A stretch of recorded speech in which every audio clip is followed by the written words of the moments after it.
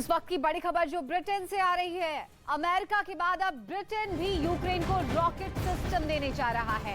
ये rocket system करीब 80 kilometre तक मार कर सकता है। साथ ही ब्रिटेन की सेना यूक्रेन के सैनिकों को इसे चलाने की ट्रेनिंग भी देगी। अमेरिका भी यूक्रेन को रॉकेट सिस्टम देने का ऐलान पहले ही कर चुका है, लेकिन उसने शर्त भी रखी।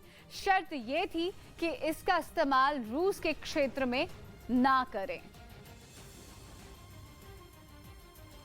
रूसी सेना और चेचन लड़ाकों से यूक्रेन के सैनिकों की भीषण जंग जारी है, जबकि चेचन कमांडर रमजान कादिरव ने दावा किया था कि सेवेरोडोनेत्स्क पर उनका पूरी तरह कब्जा हो चुका है। लेकिन यूक्रेन की मीडिया ने शहर में छिड़ी जोरदार लड़ाई का जो वीडियो जारी किया, उसने रमजान कादिरव के दावे की हवा उड़ा दी। यूक्रेन की मीडिया की तरफ से जारी किए गए वीडियो में यूक्रेन के सैनिक रूसी सेना और चेचन लड़ाकों से टक्कर लेते दिखाई दिए। वहां शहर के भीतर हर तरफ बमों के धमाके और गोलियों की तड़तड़ाहट सुनाई दी। वीडियो में एक जगह यूक्रेन के कुछ सैनिक मोर्चा संभाले नजर आए। उनके सामने की तरफ से गोलीबारी की जा रही थी, लेकिन तभी एक दीवार की आड़ लेकर यूक्रेन के सैनिक ने भी गोलियां दाग दी। एक बार फायरिंग करने के बाद वो सैनिक कुछ पलों के लिए ठहरा। ऐसा लगा जैसे वो सामने छिपे दुश्मन की पोजीशन का पता लगा रहा हो, और कुछ पलों के बाद ही उसने फिर ताबड़तोड़ फायरिंग शुरू कर दी। जिस जगह छिपकर वो सैनिक रूसी सेना से मुकाबला कर रहा था, वहां यूक्रेन के कई और सैनिक दिखाई दिए, जिनमें एक सैनिक घायल था। लेकिन इसके बाद भी ज़ेलेंस्की की सेना के जवानों ने सामने से हो रही गोलियों की बारिश के बीच वहां मुकाबला जारी रखा। इस बीच सेवेरोडोनेत्स्क शहर बमों के धमाके से थर्राता रहा, और यूक्रेन के सैनिक अपने शहर को रूसी सेना और कादिरव के लड़ाकों के हाथों में जाने से बचाने के लिए पूरी ताकत से खड़े दिखाई दिए। दीवार का सहारा लेकर वो बीच बीच में फायरिंग करते रहे, लेकिन तभी अचानक सामने की तरफ से ऐसी गोलीबारी शुरू हुई मानो दिवाली के पटाखे फूट रहे हों। रूस के सैनिकों और चेचन लड़ाकों की तरफ से इतनी भारी गोलीबारी के बाद यूक्रेन के सैनिकों ने उस जगह को छोड़ देना ही ठीक समझा जहां छिपकर वो लड़ रहे थे। इसके बाद एक एक करके यूक्रेन की सेना के जवान दीवार के पीछे से निकलकर वहीं पास की एक दूसरी जगह पहुंचे, और फिर उन्होंने वहां मोर्चा संभाल लिया। और सेवेरोडोनेत्स्क शहर में दोनों सेनाओं के बीच आमने सामने की ये लड़ाई घंटों चलती रही, जिसका वीडियो यूक्रेन की मीडिया ने जारी किया। जिसके बाद कहा जा रहा है कि पुतिन के करीबी रमजान कादिरव की पोल खुल गई, क्योंकि यूक्रेन के दावे के मुताबिक अगर सच में सेवेरोडोनेत्स्क शहर में इतनी भीषण जंग जारी है, तो फिर कादिरव ने वहां कब्जा होने की बात आखिर क्यों कही। शहर में यूक्रेन की सेना से मिल रही इस तरह की टक्कर के बाद वहां रूसी सेना और चेचन लड़ाकों का पूरा कंट्रोल होने की बात हवा हवा ही लगती है, और ऐसा पहली बार नहीं है। रमजान कादिरव ने मारियोपोल की जंग के दौरान भी जल्दबाजी दिखाते हुए युद्ध की शुरुआत के कुछ ही दिन बाद वहां कब्जे का ऐलान कर दिया था, जबकि रूस की सेना को चेचन लड़ाकों के साथ मिलकर मारियोपोल पर पूरा कंट्रोल करने में 3 महीने से भी ज्यादा का वक्त लग गया था। और अब ऐसा ही कुछ सेवेरोडोनेत्स्क शहर में भी देखने को मिल रहा है। माना जा रहा है कि कादिरव ने पुतिन को खुश करने के लिए वहां जल्दबाजी में कब्जा होने का ऐलान कर दिया, लेकिन लुहांस्क के गवर्नर ने तुरंत ही उनके दावे को सिरे से नकार दिया और बताया कि सिर्फ 70% शहर पर ही रूस का नियंत्रण हुआ है। बाकी की जगहों पर यूक्रेन के सैनिक रूसी सेना का कड़ा मुकाबला कर रहे हैं। हालांकि उन्होंने ये भी माना कि जिस ताकत से रूसी सैनिक और चेचन लड़ाके हमला कर रहे हैं, वो पूरे शहर के लिए किसी बड़ी मुसीबत से कम नहीं। यानी अगर ये कहा जाए कि आने वाले कुछ दिनों में सेवेरोडोनेत्स्क शहर पर वाकई रूस का कब्जा हो जाएगा, तो ये गलत नहीं होगा। जम्मू कश्मीर के कुलगाम में दिन दहाड़े बैंक मैनेजर को मार डाला गया। जम्मू कश्मीर के कुलगाम में आतंकियों ने एक बैंक में घुसकर मैनेजर की गोली मारकर हत्या कर दी। जो मिलिटेंट है वो यहाँ पे आता है, उसके हाथ में पिस्टल होता है और उसके बाद वो अंधाधुंध गोलियां चलाता है। केंद्रीय मंत्री हरदीप सिंह पुरी ने बताया कि इस बार संसद का शीतकालीन सत्र नए बन रहे संसद भवन में होगा। केजरीवाल सरकार ने हवाला के आरोपों में घिरे सत्येंद्र जैन के विभागों की जिम्मेदारी डिप्टी सीएम मनीष सिसोदिया को सौंप दी, लेकिन वो मंत्री बने रहेंगे। उधर गुजरात के वडोदरा में एक केमिकल फैक्ट्री के बॉयलर में धमाके से पूरे इलाके में हड़कंप मच गया, और ये धमाके इतने तेज थे कि उनकी आवाज करीब 10 से 15 किलोमीटर दूर तक सुनाई पड़ी। इसके बाद नंदेसरी इलाके की दीपक नाइट्रेट नाम की कंपनी में भीषण आग लग गई। और आग की चपेट में 2 और बॉयलर आ गए। इसके बाद लगातार 8 जोरदार धमाके हुए और आसमान में आग की ऊंची ऊंची लपटें उठने लगी। ये आग धीरे धीरे पूरे केमिकल प्लांट में फैल गया, जिससे कर्मचारियों में जान बचाने के लिए अफरा तफरी मच गई। हादसे के चलते फौरन वडोदरा हाईवे को बंद करना पड़ा और रेस्क्यू टीम के साथ साथ दमकल की 15 गाड़ियां आग बुझाने पहुंच गईं। इस हादसे में करीब 15 से 20 कर्मचारियों के जख्मी होने की खबर है, जिनका इलाज नजदीकी अस्पताल में चल रहा है। बॉयलर में धमाका क्यों हुआ, इसकी जांच भी की जा रही है। वहीं उत्तर प्रदेश के सहारनपुर से डरा देने वाली तस्वीरें सामने आई हैं। वहां रिहायशी इलाके में बना एक घर अचानक आग की लपटों में घिर गया, जिसकी वजह से आसपास के लोग अचानक दहशत में आ गए। क्योंकि जिस घर में आग लगी थी उसके आसपास कई मकान भी थे, जिससे आग के फैलने का खतरा और भी बढ़ गया। जब तक लोग कुछ समझ पाते, आग की लपटें और तेजी से फैलती जा रही थी। बताया गया कि लोगों ने दमकल विभाग को इसकी खबर दी, लेकिन फायर ब्रिगेड की गाड़ी के आने में देरी होने पर उन्होंने खुद ही पानी डालकर जैसे तैसे आग बुझा दी। हालांकि तब तक उस मकान में रखी सारी चीजें जलकर खाक हो चुकी थी। कब्जा हो चुका है। लेकिन यूक्रेन की मीडिया ने शहर में छिड़ी जोरदार लड़ाई का जो वीडियो जारी किया, उसने रमजान कादिरोव के दावे की हवा उड़ा दी।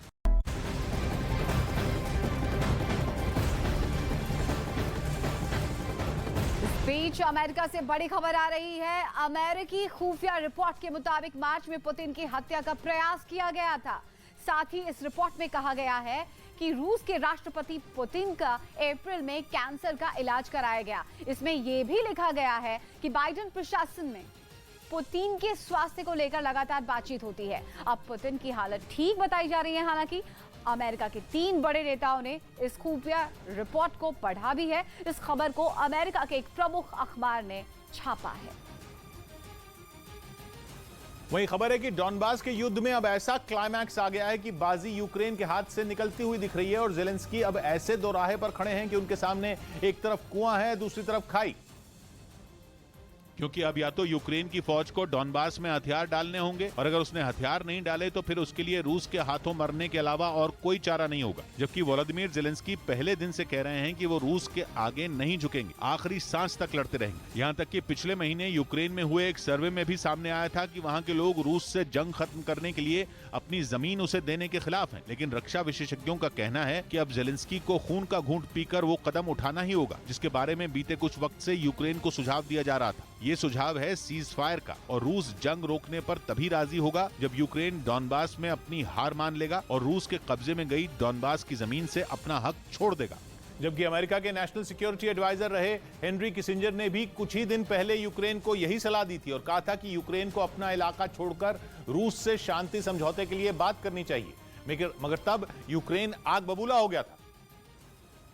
लेकिन रक्षा विशेषज्ञों का कहना है कि जमीनी हकीकत यही है कि जेलेंस्की को हेनरी किसिंजर के सुझाव पर वाकई विचार करना होगा, क्योंकि डॉनबास की लड़ाई ऐसा मोड़ ले चुकी है कि वहां यूक्रेन बेहाल दिख रहा है। डॉनबास के लुहांस्क प्रांत के सेवेरोडोनेस्क शहर के बहुत बड़े हिस्से पर रूस का कब्जा हो चुका है, और सेवेरोडोनेस्क अगर यूक्रेन के हाथ से निकला तो पूरा लुहांस्क भी रूस के पास चला जाएगा, और अगर लुहांस्क रूस की मुट्ठी में हुआ तो पड़ोस में बसा डोनेस्क प्रांत भी ज्यादा देर टिक नहीं पाएगा। ऐसे में डिफेंस एक्सपर्ट्स का मानना है कि समझदारी इसी में है कि जेलेंस्की रूस से बात करें, क्योंकि उनके पास ज्यादा वक्त नहीं रह गया है। वहीं डेली मेल ने दावा किया कि डॉनबास में रोजाना यूक्रेन के सैकड़ों सैनिक मारे जा रहे हैं, जिस पर हामी खुद यूक्रेन के राष्ट्रपति जेलेंस्की ने भरी। उनके मुताबिक डॉनबास में जंग अब भयानक रूप ले चुकी है, जिसका खमियाजा यूक्रेन को हर रोज अपने सैनिकों की शहादत देकर उठाना पड़ रहा है। डेली मेल के मुताबिक राष्ट्रपति जेलेंस्की ने कहा कि डॉनबास में हालात काबू से बाहर हो गए हैं, जिसकी वजह से रोज उनके करीब 100 सैनिक रूसी मिसाइलों का शिकार बन रहे हैं। ये पहली बार है जब जेलेंस्की ने डॉनबास में यूक्रेन को होने वाले भारी नुकसान की बात कबूल की है, क्योंकि इससे पहले तक यूक्रेन वहां रूस के कब्जे के दावे को नकारता रहा। इसके अलावा जेलेंस्की ने आरोप लगाया कि रूसी सेना ने उनके करीब 500 लोगों को वहां बंधक बना लिया, और जो बचकर किसी तरह आए उन्होंने डॉनबास की तुलना जहन्नुम से की। जिसके बाद जेलेंस्की ने रूस से लड़ने के लिए एक बार फिर पूरी दुनिया से मदद की मांग की। हार्दिक पटेल ने बीजेपी का दामन थाम लिया। कांग्रेस छोड़ने वाले हार्दिक पटेल गुजरात के गांधीनगर में आयोजित एक कार्यक्रम के दौरान बीजेपी में शामिल हो गए। देश हित में जब सब लोग साथ मिलकर, मेरा भी कर्तव्य होना चाहिए कि मुझे भी उसके साथ जुट जाना चाहिए। राज्यसभा चुनाव में क्रॉस वोटिंग के डर से हरियाणा कांग्रेस के विधायकों को दिल्ली से छत्तीसगढ़ भेज दिया गया, जहां कांग्रेस की अपनी सरकार है। यमुना में प्रदूषण बढ़ने की वजह से आईटीओ के पास नदी में सफेद जहरीला झाग तैरता दिखाई दिया। इस बीच दिल्ली के खजूरी खास इलाके से हैरान करने वाली तस्वीरें सामने आई हैं। एक वीडियो सामने आया है जो तेजी से वायरल भी हो रहा है, जहां एक चोर ने रात के अंधेरे का फायदा उठाकर एक घर में चोरी की, लेकिन ये पूरी घटना वहां लगे सीसीटीवी में रिकॉर्ड हो गई, जिसमें देखा कि उस चोर ने पहली मंजिल पर बने एक घर में घुसने के लिए बड़ी ही चालाकी दिखाई। वो उस मकान के नजदीक खड़ी कार पर चढ़ा और फिर बिजली की तारों के सहारे पहली मंजिल तक पहुंच गया। बताया गया कि घर में घुसकर उसने सोने की चेन और अंगूठी के अलावा एक मोबाइल फोन भी चुरा लिया। इसके बाद शोर होने पर वो फरार हो गया। बताया गया कि पुलिस ने मामले में केस दर्ज कर जाँच शुरू कर दी है। जंग में यूक्रेन अब और मजबूती से लड़ रहा है। यूक्रेन ने अपने S-300 सतह से हवा में मार करने वाले मिसाइल सिस्टम को तैनात किया है। मिसाइल सिस्टम ने रूस के टोही ड्रोन और एक क्रूज मिसाइल को मार गिराया है। यूक्रेन की सेना ने इस वीडियो को जारी किया है, जो एक रडार बेस्ड मिसाइल सिस्टम है।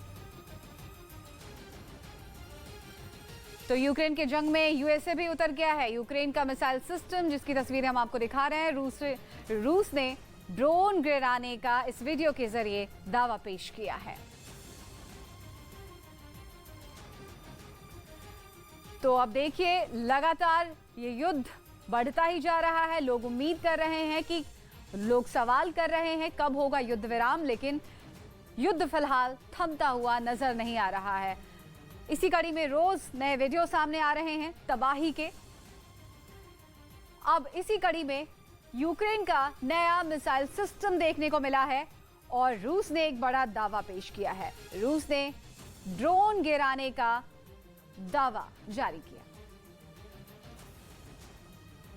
वहीं यूक्रेन के राष्ट्रपति ने रूस पर 2 लाख बच्चों को जबरन उठाने का आरोप लगाया। दावा किया गया कि जंग में अपने माता पिता से अलग हुए बच्चों को रूसी सैनिकों ने जान से मारने की धमकी देकर किडनैप किया और फिर उन्हें रूस के अलग अलग शहरों में भेज दिया ताकि उनका पता न लगाया जा सके। बताया गया कि रूसी फौज ने यूक्रेन के कई शहरों से बच्चों को उठाया। खबर है कि सैनिकों ने जिन बच्चों को किडनैप किया उनमें ज्यादातर अनाथालय में रह रहे थे। यूक्रेन के राष्ट्रपति वोलोदिमीर ज़ेलेंस्की ने दावा किया कि बच्चों को बंदूक की नोक पर उठाया गया। यही नहीं, उन्होंने ये भी दावा किया कि जंग शुरू होने से लेकर अब तक रूस के कब्जे वाले इलाकों में 243 बच्चों की मौत हुई, जबकि 446 घायल हुए और 139 बच्चे गायब हुए। आरोप ये भी है कि जिन बच्चों को जबरन रूस लाया गया, उनके जहन से हमेशा के लिए यूक्रेन की यादें मिटा देने की साजिश है, ताकि वो फिर कभी लौट ही ना पाए और हमेशा के लिए रूस के होकर रह जाएं। ज़ेलेंस्की के मुताबिक यूक्रेन से रूस ले जाए गए बच्चों की तादाद 2 लाख से भी ज्यादा हो सकती है। केके की अंतिम विदाई में कई हस्तियां पहुंची। मुंबई के वर्सोवा में गायक केके का अंतिम संस्कार किया गया और इस दौरान उन्हें कई हस्तियां अंतिम विदाई देने पहुंची। नौसेना के जंगी जहाज INS निशंक और INS अक्षय को 32 साल की सेवा के बाद सुबह मुंबई में रिटायर कर दिया गया। दिल्ली के पुल प्रहलादपुर इलाके से पुलिस ने हथियारों के साथ एक बदमाश को गिरफ्तार कर लिया। मध्य प्रदेश के रतलाम से बेहद डराने वाला वीडियो सामने आया है, जिसमें एक कार के बोनट से पहले धुआं निकलने लगा और फिर देखते देखते अचानक आग लग गई। इससे पूरे इलाके में अफरा तफरी मच गई, जिसके बाद स्थानीय लोग खुद कार की आग बुझाते नजर आए। घटना रतलाम के न्यू रोड इलाके की है, जब बीच सड़क पर एक काले रंग की कार चलते चलते रुक गई और देखते ही देखते उससे आग की लपटें निकलने लगी। कार सवार ने तुरंत भागकर किसी तरह अपनी जान बचाई। इसके बाद स्थानीय लोगों ने इसकी सूचना दमकल विभाग को दी और पानी की मदद से आग पर काबू पाने की कोशिश की। कार में लगी आग बुझी तो आसपास के दुकानदारों ने राहत की सांस ली। उधर राजस्थान के अजमेर से एक दिल दहला देने वाली तस्वीर सामने आई है। वहां पर तेल बनाने वाली एक फैक्ट्री में भीषण आग लग जाने से अफरा तफरी मच गई। बताया गया है कि शॉर्ट सर्किट की वजह से यह हादसा हुआ, जिसने देखते ही देखते पूरी फैक्ट्री को अपनी चपेट में ले लिया। आग की लपटें कई फीट ऊपर उठती दिखाई दी। धुएं के गुबार ने आसपास के इलाके को ढक दिया। फैक्ट्री में भारी मात्रा में तेल होने की वजह से आग फैलती ही चली गई, जिसके बाद वहां पहुंचे दमकल कर्मचारी आग बुझाने में जुट गए, लेकिन इस काम में कई घंटों का वक्त लग गया। तब तक फैक्ट्री पूरी तरह जलकर खाक हो चुकी थी। बताया गया कि उसमें काम करने वाले कर्मचारी वक्त रहते बाहर निकल आए थे, जिससे एक बड़ा हादसा टल गया। उधर मध्य प्रदेश के बैतूल में तेज रफ्तार कार पेड़ से टकराई, जिसमें कार सवार की जिंदा जलने से मौके पर ही मौत हो गई। बताया गया है कि ये कार महाराष्ट्र से आ रही थी। हालांकि अभी तक मृतक की पहचान नहीं हो पाई है। पुलिस ने ये भी बताया कि घटना देर रात की है, जब रानीपुर क्षेत्र के खमालपुर में तेज रफ्तार कार ने अपना संतुलन खो दिया और वो सड़क किनारे एक पेड़ से टकरा गई। टक्कर लगने के बाद अचानक कार में आग लग गई और कार के दरवाजे लॉक हो गए। इसकी वजह से कार सवार जख्मी हालत में उसे बाहर नहीं निकल पाया और आग में जिंदा जलने से उसकी मौत हो गई। चूंकि ये जगह रिहायशी इलाके से दूर है, ऐसे वक्त पर मदद भी नहीं पहुंच पाई और युवक की मौके पर ही मौत हो गई। रूस की सेना ने एक वीडियो जारी किया जिसमें उसके सैनिक आधुनिक एयर डिफेंस सिस्टम S-300 से मिसाइल बरसाते नजर आए। रूस ने दावा किया कि उसकी सेना से बारकताश TB2 ड्रोन को मार गिराया। जो तुर्की ने रूस के खिलाफ जंग लड़ने के लिए यूक्रेन को दिया था, लेकिन अब रूस तुर्की के उसी बेहद आधुनिक और खतरनाक ड्रोन को मार गिराने का दावा कर रहा है और इसके लिए उसने अपने खास एयर डिफेंस सिस्टम S-300 का इस्तेमाल किया। रूस ने दावा किया कि S-300 से निकली मिसाइल ने पलक झपकते ही तुर्की के ड्रोन को ढेर कर दिया। इससे पहले रूस की सेना एयर डिफेंस सिस्टम को लेकर उस इलाके में पहुंची जहां से बारकताश TB2 ड्रोन पर हमला करना था।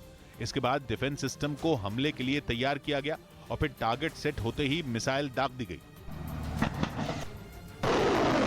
और फिर चंद सेकंड में ही रूस के इस ताकतवर हमले में दुनिया का सबसे घातक ड्रोन चारों खाने चित हो गया, जो यूक्रेन के लिए किसी बड़े झटके से कम नहीं, क्योंकि रूस के साथ जंग में तुर्की के इस खतरनाक हथियार को यूक्रेन की सेना के लिए बड़ी मदद के तौर पर देखा गया और ऐसा दावा किया गया कि दुनिया के सबसे आधुनिक और घातक बताए जाने वाले बारकताश TB2 ड्रोन ने जंग में कई बार रूस की सेना के होश उड़ा दिए।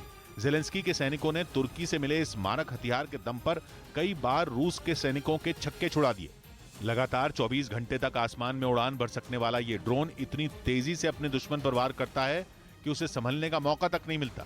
ऐसा दावा किया गया था कि बारकताश TB2 drone air defence system को भी चकमा दे सकता है, लेकिन अब रूस की सेना ने S-300 एयर डिफेंस सिस्टम का इस्तेमाल कर इसे मार गिराया, जो जंग में यूक्रेन के लिए किसी बड़े झटके से कम नहीं। सोनिया गांधी को कोरोना हो गया। सोनिया गांधी की कोरोना रिपोर्ट पॉजिटिव आई और उन्होंने खुद को सबसे अलग कर लिया, लेकिन कांग्रेस ने साफ किया कि वो बुधवार को ईडी के सामने पेश होंगी। 8 तारीख को ईडी के समक्ष अवश्य पेश होंगी। महाराष्ट्र ATS ने जम्मू कश्मीर के किश्तवाड़ से लश्कर-ए-तैयबा के आतंकी आफताब अली को गिरफ्तार कर लिया। यूपी में 15 करोड़ लोगों को कोरोना वैक्सीन की दोनों डोज लग चुकी हैं और इसी कामयाबी के साथ वो ऐसा करने वाला देश का पहला राज्य बन गया। इस वीडियो के वायरल होने के बाद पुलिस महकमे में हड़कंप मचा हुआ है। पुलिस के मुताबिक दारोगा के डांस का वीडियो गाजीपुर का है, जहां वो एक तिलक समारोह में शामिल होने पहुंचे थे।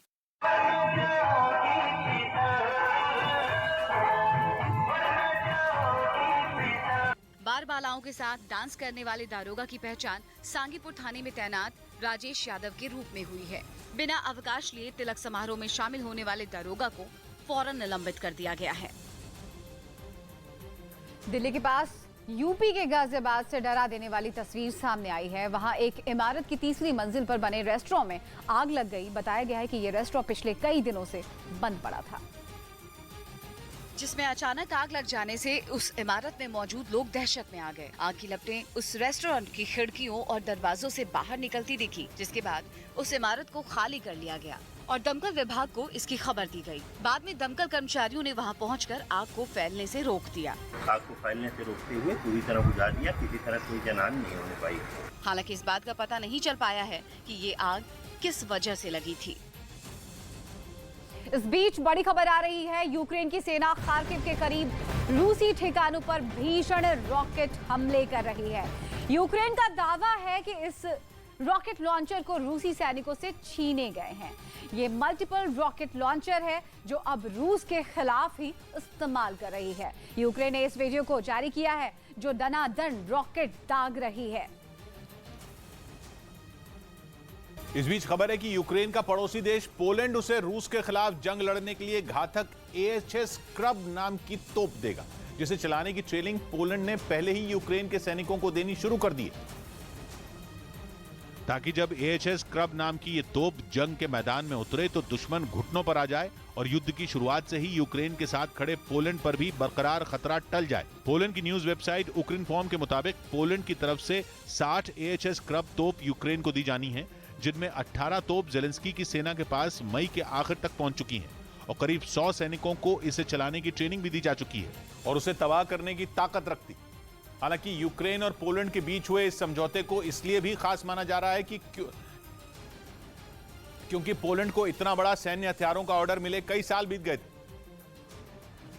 खास बात यह कि इस पर पोलैंड का यूक्रेन से समझौता उस वक्त हुआ था जब जेलेंस्की ने लंबी रेंज की फायरिंग करने वाले हथियार की बात सामने रखी थी। बताया गया कि AHS क्रब तोप 40 किलोमीटर की दूरी पर मौजूद दुश्मन पर मार कर सकती है और अब करीब 20 साल बाद जाकर 60 तोपों को यूक्रेन भेजने की ये डील हुई, जिसे पूरा करने में पोलैंड जुटा है। बताया जा रहा है कि इसके लिए दोनों देशों के बीच करीब 70 करोड़ डॉलर यानी भारतीय रुपयों में 5000 करोड़ से ज्यादा का समझौता हुआ, जिस पर पोलैंड का कहना है कि वो इसे आने वाले कुछ महीनों में पूरा कर देगा, जिसके बाद यूक्रेन पहला ऐसा देश बन जाएगा जिसे पोलैंड ने इस तरह के हथियार की सप्लाई की होगी। वहीं यूक्रेन को हाईमार्स जैसे हाईटेक रॉकेट सिस्टम देने का ऐलान करने के बाद अमेरिका उसे लंबी रेंज के अपने मॉडर्न और घातक अटैक ड्रोन देने की तैयारी में। यह ऐसा ड्रोन है जो कि अगर यूक्रेन ने चला दिया तो रूस की राजधानी मॉस्को और उससे भी दूर तक तबाही मचा सकता है। और ऐसे ताकतवर ड्रोन को अमेरिका यूक्रेन को देने का मन बना रहा है। खबर है कि जो बाइडेन का प्लान यूक्रेन को 4 MQ-1C grey eagle predator drone बेचने का है। ऐसा MQ-1C grey eagle predator drone जो कि अपने साथ अमेरिका की सबसे ताकतवर मिसाइलों में एक AGM-114 हेलफायर मिसाइल ले जा सकता है, वो भी 1-2 नहीं बल्कि 8-8। हेलफायर यानी ऐसी मिसाइल जो अपने टारगेट को खुद ब खुद ट्रैक कर लेती है और तो और जब टारगेट उससे बचने के लिए भागता भी है तो उसका पीछा भी करती है। अमेरिका का MQ-1C grey eagle predator drone ऐसी घातक मिसाइल से लैस होने के साथ ही 25,000 फीट की ऊंचाई तक उड़ सकता है, 30 घंटे बल्कि उससे भी ज्यादा देर तक उड़कर दुश्मन के बारे में इंटेलिजेंस जुटा सकता है। और सबसे अहम बात, MQ-1C ग्रे ईगल ड्रोन दुश्मन के इलाके में घुसकर हमला कर सकता है।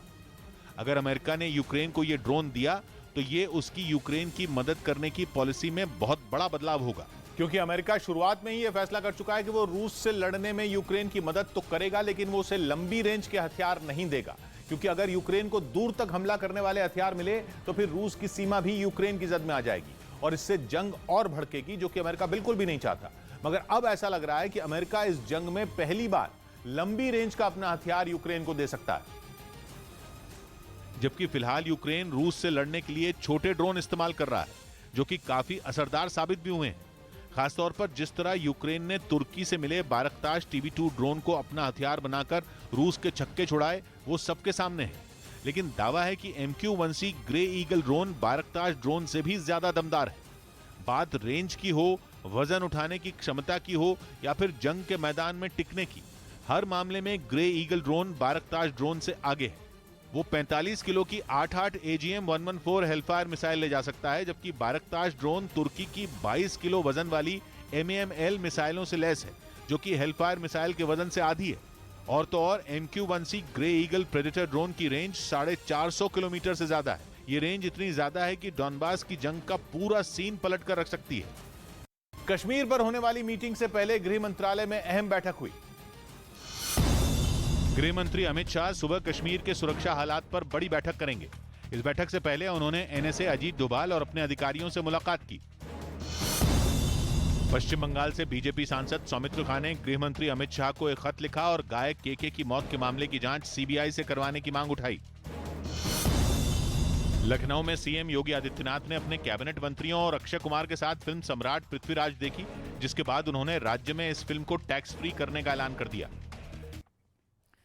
यूपी के आगरा में शादी समारोह में फायरिंग का एक वीडियो वायरल हो रहा है और इस वीडियो के वायरल होने पर पुलिस ने कार्रवाई भी की है, जिसके बाद आरोपियों के लाइसेंस निरस्त करने के लिए रिपोर्ट भी भेज दी गई है। हालांकि ये वीडियो काफी पुराना बताया जा रहा है। जिसमें दूल्हे की बग्घी पर बैठकर दो शख्स कभी पिस्तौल से आसमान की तरफ फायरिंग करते दिख रहे हैं तो कभी बंदूक से एक के बाद एक ताबड़तोड़ फायरिंग करते दिख रहे हैं। शादी समारोह में फायरिंग का ये वीडियो आगरा के शमशाबाद इलाके का बताया जा रहा है, जिसमें बग्घी पर आगे की तरफ बैठकर ये दोनों शख्स फायरिंग कर रहे हैं और ठीक उनके पीछे दूल्हा बैठा दिख रहा है। ये वीडियो सोशल मीडिया पर खूब वायरल हो रहा है। हालांकि ये वीडियो कब का है, न्यूज़ 18 इसकी पुष्टि नहीं करता है। उधर उत्तर प्रदेश के हापुड़ से भी हैरान करने वाला वीडियो सामने आया है। वहां मामूली से विवाद पर दो पक्षों के बीच जमकर पत्थरबाजी हो गई। बताया गया है कि एक कार और स्कूटर के बीच हुई टक्कर के बाद दो पक्षों के बीच विवाद शुरू हो गया, जिसने ऐसा तूल पकड़ लिया कि दोनों पक्ष एक दूसरे से भिड़ गए। इसके बाद तो वहां पत्थरों की बारिश शुरू हो गई। सोशल मीडिया पर वायरल हुए इस वीडियो में दिखा कि दोनों तरफ के लोगों ने खूब पत्थरबाजी की। इस दौरान वहां एक पुलिस वाला भी नजर आया जो उन लोगों की तस्वीरें अपने मोबाइल में कैद कर रहा था, लेकिन उसके कई बार समझाने के बावजूद हंगामा कर रहे लोग शांत नहीं हुए। खबर है कि इस पत्थरबाजी में एक आदमी घायल हो गया, जिसके बाद पुलिस मामले की जांच में जुट गई। वहीं अमेरिका के बैन के बाद भी चेचन कमांडर रमजान कादिरव के मिक्स्ड मार्शल आर्ट्स के खिलाड़ियों का यूएफसी यानी अल्टीमेट फाइटिंग चैंपियनशिप में जलवा बरकरार है। यूएफसी अमेरिका के लास वेगस में मिक्स्ड मार्शल आर्ट्स चैंपियनशिप करवाने वाली एक संस्था है, जिसने रमजान कादिरव की मिक्स्ड मार्शल आर्ट्स कराने वाली संस्था ACA यानी एब्सोल्यूट चैंपियनशिप अहमद के खिलाड़ियों को अपने अखाड़े में उतारने का फैसला किया है, जबकि अमेरिका ने कादिरव की ACA पर बैन लगाया हुआ है। यानी अमेरिका के बैन के बाद रमजान कादिरव की एब्सोल्यूट चैंपियनशिप अहमद का कोई भी खिलाड़ी वहां लड़ नहीं सकता। लेकिन लास वेगस में होने वाली यूएफसी ने इस बैन को दरकिनार करते हुए चेचन कमांडर के खिलाड़ियों को फाइट में उतारने का फैसला किया, जिसके बाद ये चर्चा छिड़ गई कि रमजान कादिरव के खिलाड़ियों पर आखिर अमेरिका का बैन बेअसर कैसे हो गया। यूक्रेन की जंग में जमकर तबाही मचा रहे चेचन कमांडर के खिलाड़ियों को लेने के पीछे यूएफसी की आखिर क्या मजबूरी है?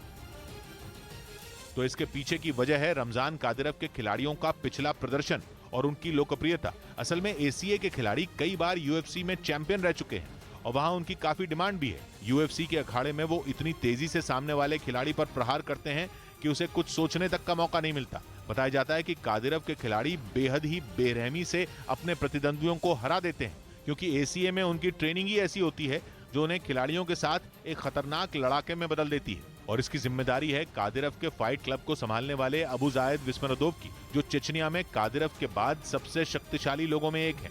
और कहा जाता है कि वो अब तक सैकड़ों खिलाड़ियों को तैयार करके यूएफसी में लड़ने के लिए भेज चुके हैं ताकि चेचन कमांडर रमजान कादिरव को खुश किया जा सके, क्योंकि माना जाता है कि Ramzan Kadyrov mixed martial arts के बड़े फैन हैं। उनका खिलाड़ियों के साथ दिखना आम है और वो कई बार प्रोफेशनल खिलाड़ियों को पटककर अपना हुनर भी दिखा चुके हैं। रमजान कादिरव चेचनिया में मिक्स्ड मार्शल आर्ट्स के कई फाइट क्लब चलाते हैं, जिनमें खूंखार फाइटर तैयार किए जाते हैं। हालांकि कादिरव पर ऐसे आरोप भी लगाए जा रहे हैं कि वो अब ACA में तैयार किए जा रहे फाइटरों का इस्तेमाल यूक्रेन की जंग में भी करने जा रहे हैं। कश्मीरी पंडितों की हत्या पर जम्मू में फिर प्रदर्शन हुआ। कश्मीरी पंडितों की हत्या के विरोध में जम्मू में कई लोगों ने प्रदर्शन किया और सरकार से उनकी सुरक्षा बढ़ाने की मांग की। उत्तराखंड के सोनप्रयाग में कई दुकानदारों ने प्रशासन पर केदारनाथ जाने वाले यात्रियों को लौटाने का आरोप लगाया और इसी के विरोध में दुकानें बंद कर अपनी नाराजगी जताई। कलकत्ता हाईकोर्ट ने मनी लॉन्ड्रिंग के आरोप में घिरे TMC सांसद अभिषेक बनर्जी और उनकी पत्नी को इलाज के लिए दुबई जाने की इजाजत दे दी। यूपी विधानसभा के बाहर एक शख्स ने अपने ऊपर पेट्रोल डालकर आत्महत्या करने की कोशिश की, लेकिन इससे पहले वहां मौजूद पुलिसकर्मियों ने उस शख्स को दबोच लिया। इस बीच धक्का मुक्की में उस शख्स की स्कूटी में आग लग गई और आग की चपेट में आने से स्कूटी जलकर राख हो गई। मौके पर मौजूद दमकल की टीम ने आग को काबू में किया। इसके बाद उस शख्स को पुलिस अपने साथ हजरतगंज थाने ले गई और उसे पूछताछ की। पता चला कि जितेंद्र पाठक नाम का शख्स लखनऊ की सुशांत गोल्फ सिटी का रहने वाला है और बेटी के साथ रेप की घटना के बाद कोर्ट के आदेश से खुश नहीं था, क्योंकि कोर्ट ने बेटी की मर्जी के मुताबिक उसे शेल्टर होम में भेजने का फैसला किया था। इसलिए उसने विधानसभा के बाहर खुदकुशी की कोशिश की। बात मध्य प्रदेश की, जहां पर झाबुआ में कांग्रेस के एक विधायक ने एक ठेकेदार के साथ मारपीट की है, जिसका वीडियो वायरल हो गया। बताया गया है कि यह घटना 3 दिन पहले की है, जब नल जल योजना के ठेकेदार के साथ कांग्रेस विधायक वीर सिंह भूरिया की बहस हो गई। विधायक ने उस पर भ्रष्टाचार का आरोप लगाया था। और इसी मुद्दे पर बात इतनी बिगड़ गई कि कांग्रेस विधायक आपे से बाहर हो गए। सामने आए वीडियो में वो उस ठेकेदार को पीटते दिखाई दिए। इस दौरान वहां मौजूद एक आदमी बीच बचाव करता नजर आया। बाद में जब ये वीडियो वायरल हो गया तब बीजेपी ने कांग्रेस नेता पर निशाना साधने में देरी नहीं की। कोई भी व्यक्ति कानून अपने हाथ में लेने का किसी को अधिकार नहीं है। आरोप है कि नल जल योजना के तहत हो रहे निर्माण में घटिया स्तर की चीजों का इस्तेमाल किया जा रहा है। उधर फ्रांस की राजधानी पेरिस में इंटरपोल ने यूक्रेन युद्ध के खत्म होने के बाद अवैध हथियारों की तस्करी की आशंका जताई। इंटरपोल को डर है कि इस जंग के बाद दुनिया भर में अवैध हथियारों की खरीद फरोख्त बढ़ जाएगी, क्योंकि जहां भी जंग छिड़ी होती है वहां बड़ी संख्या में हथियारों का इस्तेमाल हो रहा होता है। ऐसे में इंटरपोल के सेक्रेटरी जनरल ने आशंका जताई कि जैसे ही दोनों तरफ से युद्ध पर विराम लगेगा, अवैध हथियारों की तस्करी को कोई रोक नहीं पाएगा। We have to expect that these weapons will be trafficked. Interpol के महासचिव का कहना है कि ये हथियार केवल यूक्रेन और रूस के इर्द गिर्द ही अवैध तरीके से सप्लाई नहीं होंगे, बल्कि दूसरे महाद्वीपों पर भी इनकी खरीद फरोख्त शुरू हो सकती है, जिसकी वजह से दुनिया भर में जुर्म अपने पैर पसारता चला जाएगा और तबाही केवल यूक्रेन तक ही सिमट कर नहीं रह पाएगी, पूरी दुनिया को इसका सामना करना पड़ेगा। इसलिए इंटरपोल की तरफ से पहले ही अपने 195 सदस्य देशों को आगाह कर दिया गया कि इससे निपटने के लिए उन्हें तैयार रहना होगा। साथ ही उन्हें यह भरोसा दिया गया कि इस काम में वो अकेले नहीं हैं। इंटरपोल उनकी मदद के लिए उनके साथ खड़ा है। वीआईपी सुरक्षा घटाने पर पंजाब सरकार को फटकार पड़ी। पंजाब और हरियाणा हाईकोर्ट ने 424 हस्तियों की सुरक्षा में कटौती किए जाने पर भगवंत मान सरकार को फटकार लगाई, जिस पर पंजाब सरकार ने मंगलवार से सभी की सुरक्षा फिर बहाल करने की बात कही। दिल्ली पुलिस ने एक किडनी बेचने वाले गिरोह का पर्दाफाश करते हुए राजधानी और हरियाणा समेत कई जगहों से 10 आरोपियों को गिरफ्तार कर लिया। संतूर वादक भजन सुपोरी का दिल्ली के पास गुरुग्राम में 73 साल की उम्र में निधन हो गया।